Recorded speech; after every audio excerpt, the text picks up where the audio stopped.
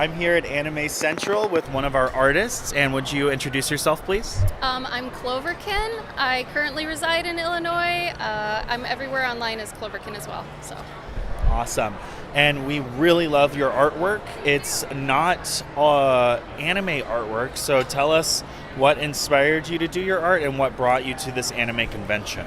So, in general, I just do kind of the art I've always wanted to do, which for any aspiring artist, please always do the art you want to do because you will find your audience no matter what, as long as you keep with it. Don't do what's popular, don't sell fan art because it's illegal, and just keep true to what you want to do and who you want to be, because eventually you'll have a body of work that you're proud of, that makes you money, and that's the ultimate goal as an artist, really.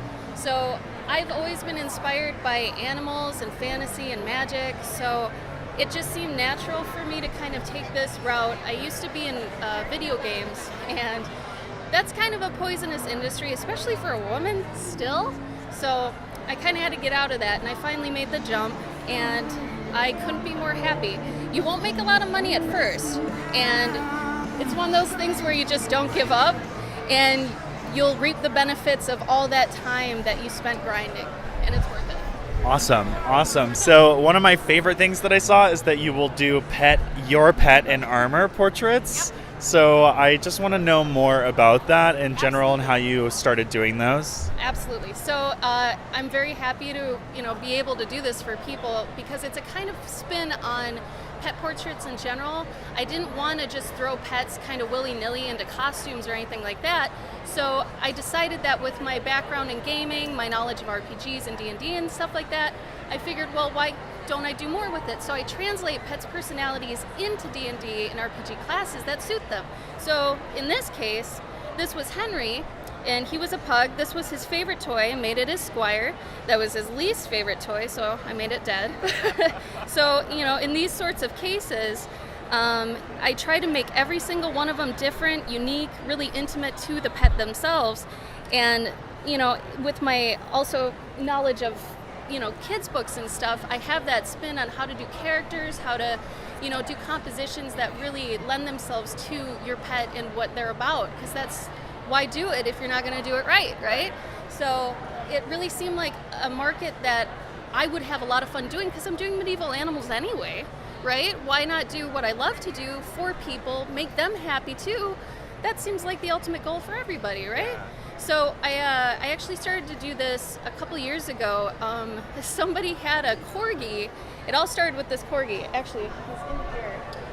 Let me grab it. They wanted a corgi that was in Norse armor, and they called him a Thorgy, right?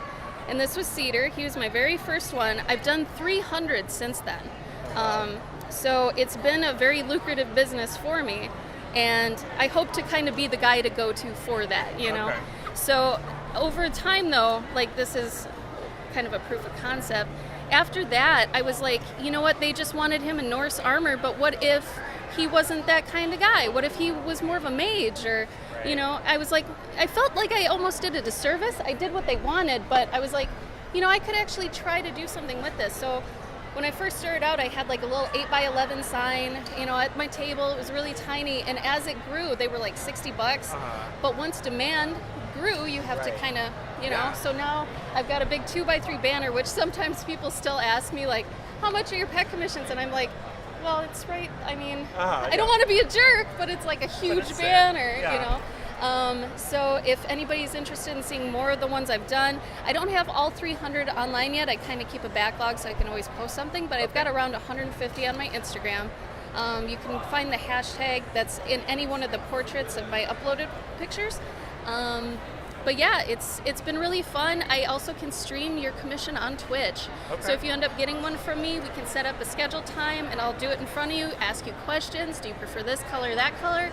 That sort of thing. So it can be really, really intimate of an experience. That's really cool. I like the personalization there. Thank you. So you've got a couple of books here, and I overheard right before we started talking that you were discussing story for your art. So I'd like to hear a little bit more about that. So I have about 5 stories that I'm working on right now. I've got a couple at my table that are out currently. Grigor here is my kid's book. It's about a lake troll that's, despite how he looks, it's very much a don't judge a book by its cover scenario. Okay. But he's in charge kind of taking care of the forest, or he's put himself in charge of it.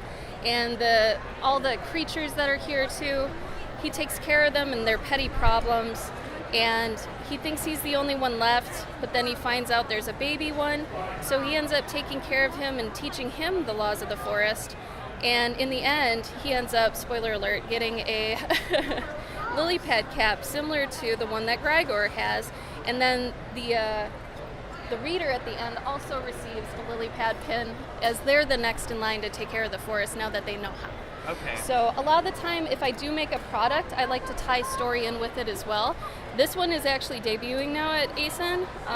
It comes with a story that's kind of like, it tells where they originate from. It's just really a lore scroll that I started with Patreon recently. On my Patreon, I've got this tier that's a mythical monthly guardian. So every month you get a new guardian for that month. It comes with like a fortune buff, that's like, well, because you have this guardian, he's going to give you this buff for the month, tells you all about where they come from. And so every month I get to make a new story. So my patrons for $6 a month get kind of a subscription to a story. It's kind of fun like that. So my other stories, this one here is actually wordless. So if read chronologically, it forms a wordless narrative.